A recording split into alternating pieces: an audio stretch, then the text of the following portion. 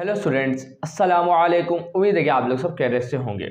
मेरा नाम है श्याम गौरी और आज हम पढ़ने वाले स्टूडेंट क्लास 11 की मैथमेटिक्स और chapter number 4 sequence and series का एक्सरसाइज 6.2 का लेक्चर नंबर 1 है। मतलब एक्सरसाइज 6.2 का लेक्चर नंबर 1 है। वैसे तो लेक्चर नंबर 4 चल रहा है शायद, है ना, लगभग ऐसा ही है। और आज हम पढ़ेंगे स्टूडेंट अर्थमेटिक प्रोग्रेशन के बारे में। इससे पहले वाले लेक्चर्स के अंदर हमने जाना कि सीक्वेंस क्या है, सीरीज क्या है और हम किसी सीक्वेंस की जनरल टर्म कैसे बनाते हैं, वो सब कुछ हम डिस्कस कर चुके हैं।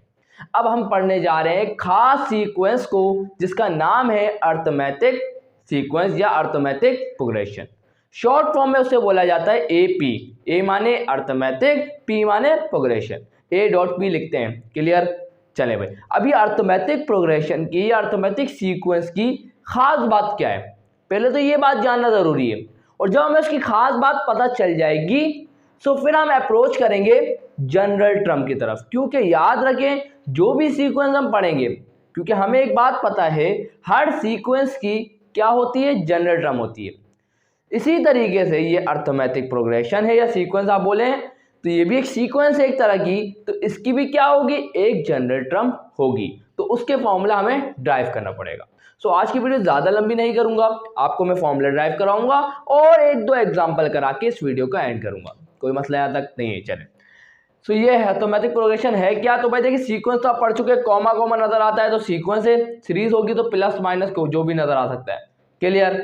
अब यहाँ पर अर्थमेटिक सीक्वेंस में ऐसी क्या बात है, तो याद रखिएगा, सीक्वेंस एक सीक्वेंस ही है जिसके अंदर each term is formed by adding a fix number two the one preceding is called an arithmetic sequence.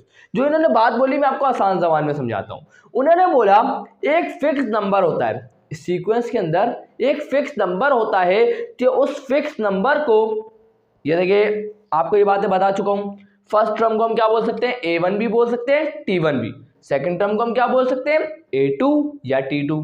Third term को हम क्या बोल सकते हैं, A3 या T3। तो वो कहना ये चाह रहा है सीक्वेंस कहाँ से स्टार्ट हुई, आप बोलेंगे सर यहाँ से 1 से। ये सीक्वेंस की कौन सी टर्म है, आप बोलेंगे सर फर्स्ट टर्म। तो वो बोलना ही चाह रहा है आप पहली टर्म के अंदर एक ऐसा खास नंबर ऐड करेंगे, खास नंबर होगा, फिक्स नंबर होगा, चेंज नहीं हो सकता, उसे ऐड करेंगे तो अगली टर्म मिल जाएगी। उस अगली टर्म के अंदर उस खास नंबर फिक्स नंबर को ऐड करेंगे तो उससे अगली टर्म मिल जाएगी। और इसके अंदर आप उस खास नंबर को ऐड करेंगे थर्ड टर्म के अंदर, सो उससे अगली टर्म मिल जाएगी। उस तरीके से सीक्वेंस चलती रहेगी। तो इस सीक्वेंस की खास बात क्या है, एक खास नंबर ऐड हो रहा है और सीक्वेंस आगे बढ़ रही है।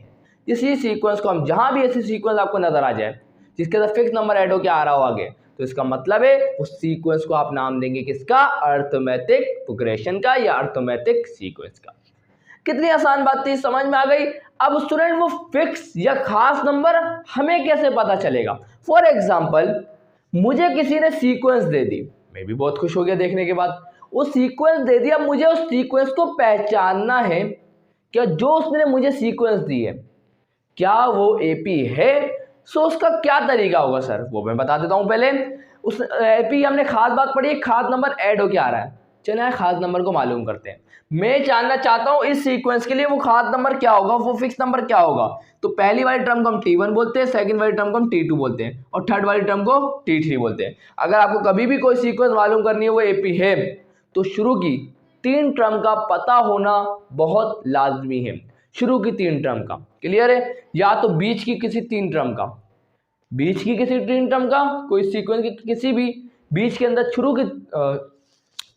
शुरू की कंसेक्यूटिव 3 टर्म का पता होना चाहिए, या शुरू की 3 टर्म का पता है, सो आप पहचान सकते हैं क्या वो सीक्वेंस एपी है कि नहीं। आपको बताता हूं। तो भाई देखिए, एपी के अंदर जो फिक्स नंबर होता है, जो मैंने अभी आपको बताया ऐड होके आ रहा होता है, उस फिक्स नंबर को अर्थमेटिक प्रोग्रेशन में बोला जाता है स्मॉल डी। स्मॉल डी हमें बताता है कॉमन डिफरेंस के बारे में।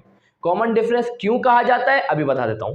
क्योंकि हम यहाँ डिफरेंस लेंगे, डिफरेंस का मतलब नेगेटिव, मतलब सब्ट्रैक्ट करेंगे, तो हम लोग डी मालूम करेंगे। डी माने वो फिक्स नंबर जो हम मालूम करने जा रहे हैं। कैसे मिलेगा, सेकंड टर्म में से माइनस करो फर्स्ट टर्म को, और डी कब मिल सकता है, जब हम थर्ड टर्म में से माइनस करेंगे सेकंड टर्म को।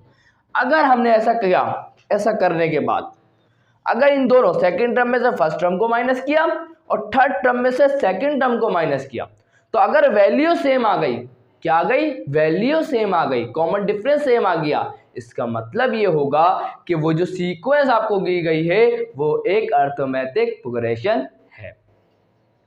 कोई मसला नहीं है। अब यहाँ चेक करते हैं सेकंड टर्म कौन है, डेट इज 2, तो यहाँ लिख दूंगा 2, 2 में से माइनस करेंगे फर्स्ट टर्म को, फर्स्ट टर्म है 1, 2 माइनस 1 आ जाएगा 1। थर्ड टर्म क्या है, डेट इज 3, तो 3 में से माइनस करेंगे किसको, सेकंड टर्म को, सेकंड टर्म कौन है, डेट इज 2, तो 3 माइनस 2 किसके बराबर हो जाएगा, 1 के। आंसर क्या आ गया दोनों का, कॉमन डिफरेंस, वो फिक्स नंबर हमें पता चल गया, वो फिक्स नंबर असल में इस सीक्वेंस के लिए 1 है, वो फिक्स नंबर। तो आइए चेक करते हैं, इस 1 के अंदर जब मैं 1 को ऐड करूंगा तो 1 + 1 2, सेकंड टर्म मिल गई। इस सेकंड टर्म के अंदर उस फिक्स नंबर को ऐड करता हूं जो इस कंडीशन में 1 है, तो 2 + 1 क्या हो जाएगा 3, और इस तरीके से थर्ड टर्म के अंदर उस फिक्स नंबर को ऐड करता हूं तो 3 + 1 4। तो ये सीक्वेंस चलती जा रही है। तो आपको इस तरीके से पता लगाना है एपी है कि नहीं, बस क्लियर, यहाँ तक कोई प्रॉब्लम नहीं। अब हमें ये सीक्वेंस के बारे में पढ़ लिया, अर्थमेटिक प्रोग्रेशन है क्या, उसकी खासियत पढ़ ली। ये सब पढ़ने के बाद हमें अप्रोच करना है जनरल टर्म का। अब हम वही काम करने जा रहे हैं। तो भाई हम जनरल टर्म का पता लगाने जा रहे हैं। सो एन टर्म बोल सकते हैं आप, जैसे कि मैंने आपको बताया था, ए एन मतलब जनरल टर्म या एन टर्म, टी एन का मतलब भी क्या होता है, एन टर्म या जनरल टर्म, लेकिन ज्यादातर ए एन लिखा जाता है, तो मैं यहाँ पर प्रेफर करूंगा ए एन ही लिखूं। क्लियर है, तो आप कंफ्यूज मत होइएगा। चलें, दोनों ही बात एक ही है। अब मैंने क्या लिखा, एन टर्म और जनरल टर्म मालूम करने जा रहे हैं इस एपी की। क्लियर, सो हम यहाँ पे बोल दिया, if the first term of an AP is a, इसका मतलब बहुत आसान है, वो बोल रहे हैं जो भी एपी गिवन हो उसकी जो फर्स्ट मतलब पहली जो टर्म होगी उससे हम लोग मान लेते हैं ए है। अपनी आसानी के लिए हमने मान लिया ए टर्म होगी, भाई वो पहली जो टर्म है ना उसको हमने बोल दिया ए होगी। उसके बाद है कॉमन डिफरेंस, जो मैंने आपको बताया स्मॉल डी से शो किया जाता है उस फिक्स नंबर को, तो वो डी है। तो according to the definition first term, हम फर्स्ट टर्म को कैसे लिखते हैं, ए1, ए1 मतलब फर्स्ट टर्म, और फर्स्ट टर्म को हमने क्या बोला एपी की ए, तो फर्स्ट टर्म किसके बराबर आ गया, ए के।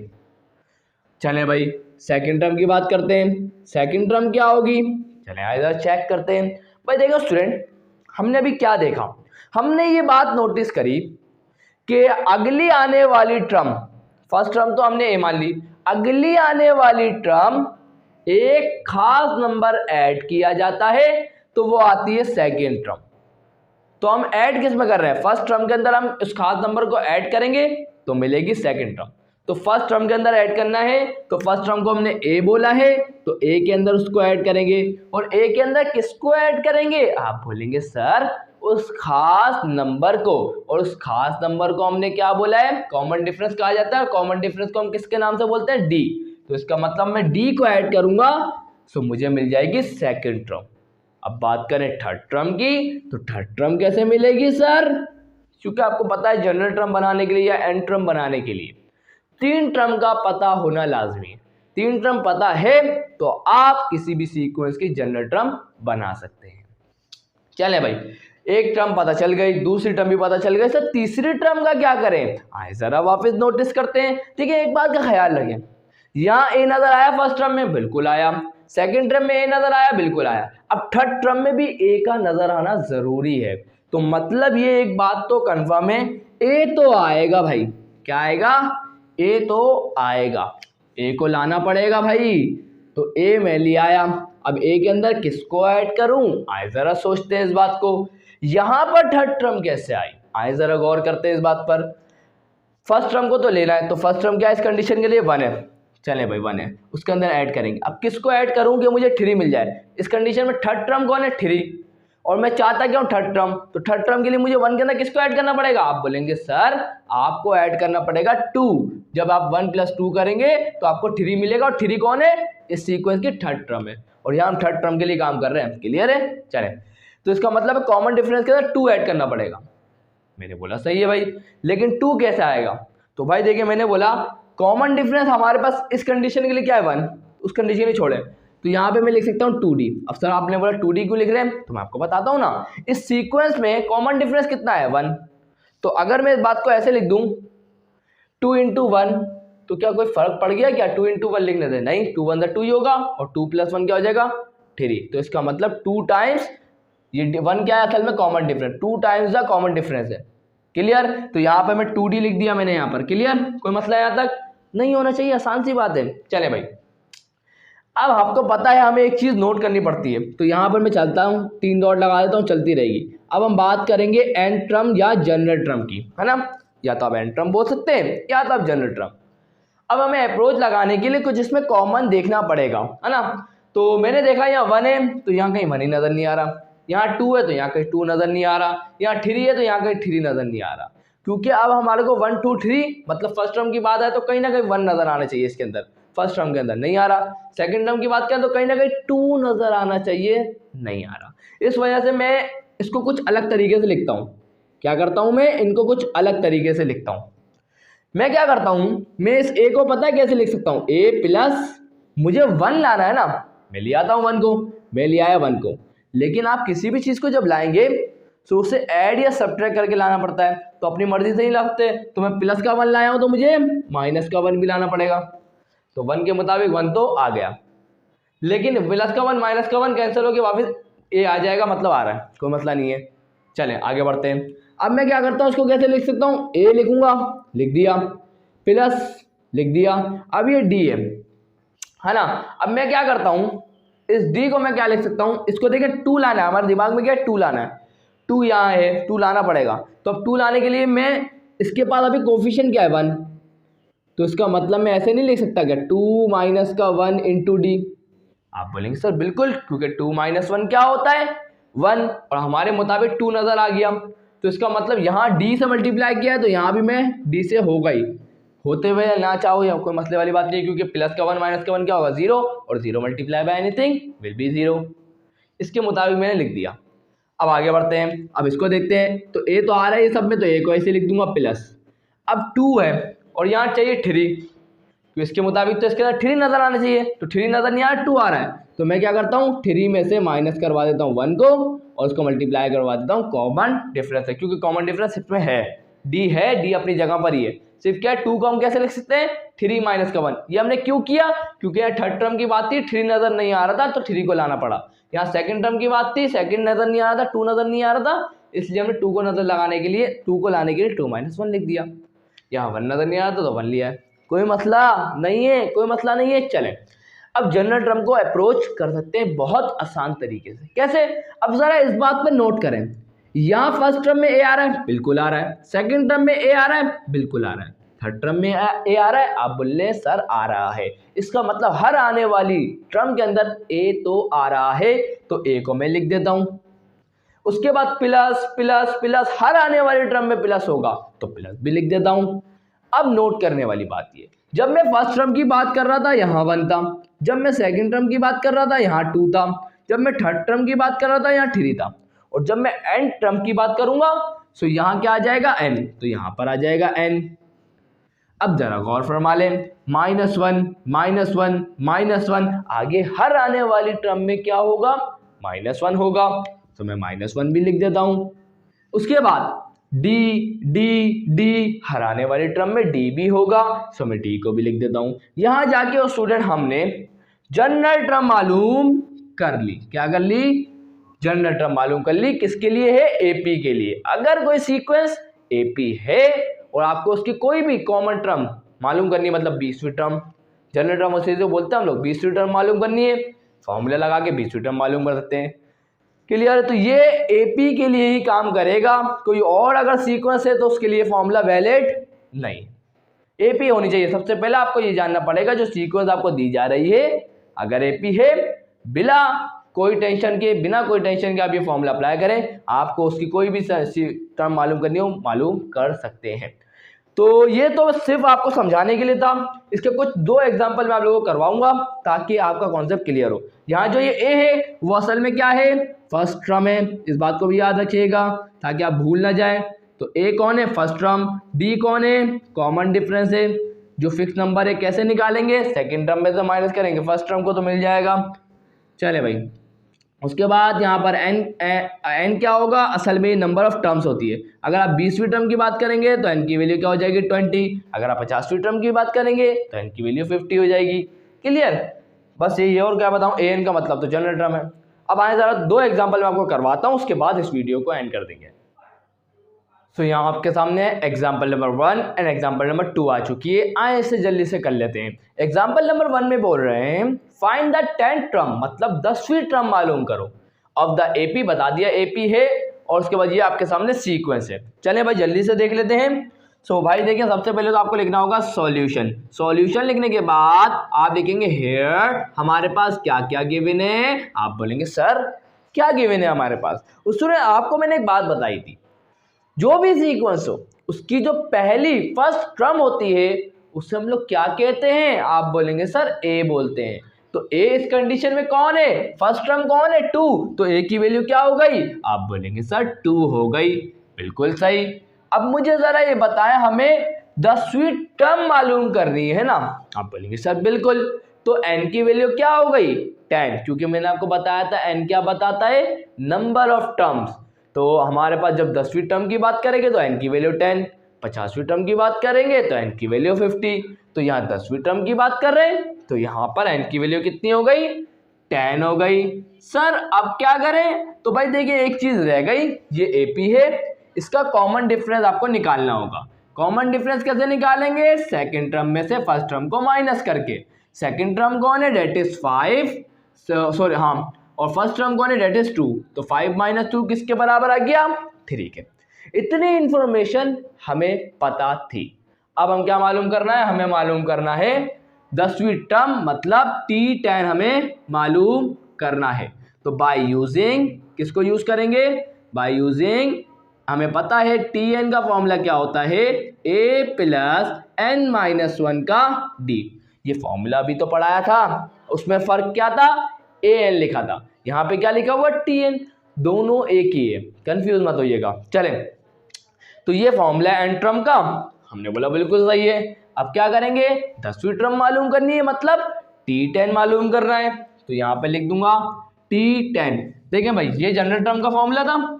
चलें, n की जगह क्या आएगा, क्योंकि n की वैल्यू क्या है 10, तो n की जगह 10 आ गया, इज इक्वल टू a। अब a कौन है, 2, तो ये आ गया 2 प्लस n क्या है हमारे पास, n हमारे पास क्या है 10, तो n की जगह क्या आ जाएगा 10, उसके बाद क्या है माइनस का 1 अकॉर्डिंग टू दिस, और उसके मल्टीप्लाई करेंगे कॉमन डिफरेंस से। कॉमन डिफरेंस कौन है, डेट इज 3। इसको सॉल्व कर लें, then you will get your answer. तो 2 प्लस 10 - 1 कितना होगा, 9, और 9 3 कितना होता है 27, और 27 प्लस का 2 कितना होगा 29। तो इसका मतलब ये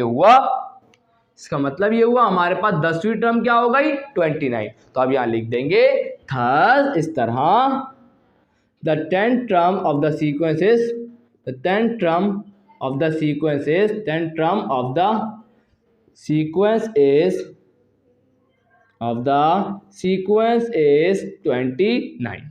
यहाँ जाके आपका काम कंप्लीट हो गया, इसको आंसर कहते हैं। तो कितना मुश्किल काम था, बिल्कुल मुश्किल काम नहीं था, आसान था। आए जरा एग्जांपल नंबर 2 की तरफ बढ़े।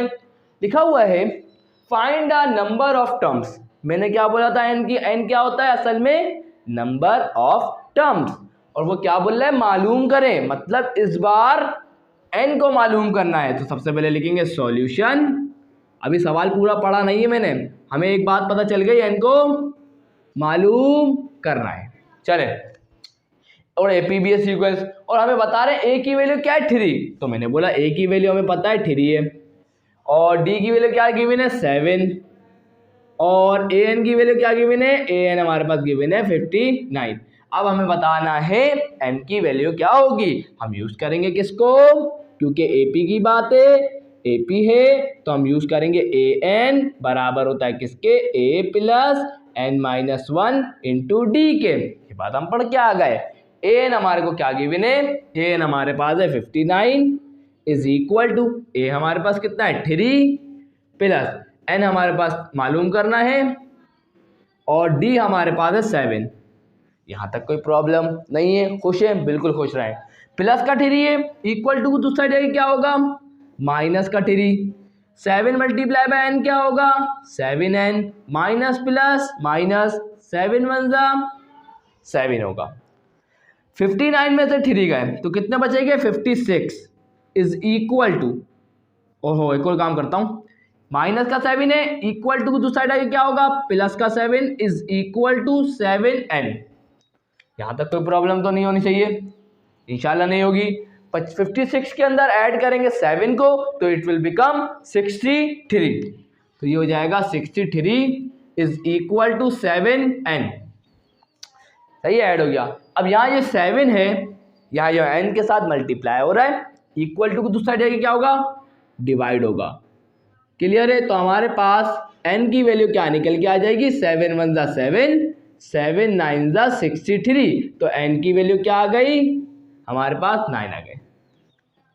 समझे। तो यहाँ जाके हमारा क्वेश्चन क्या हो गया स्टूडेंट, कंप्लीट हो गया।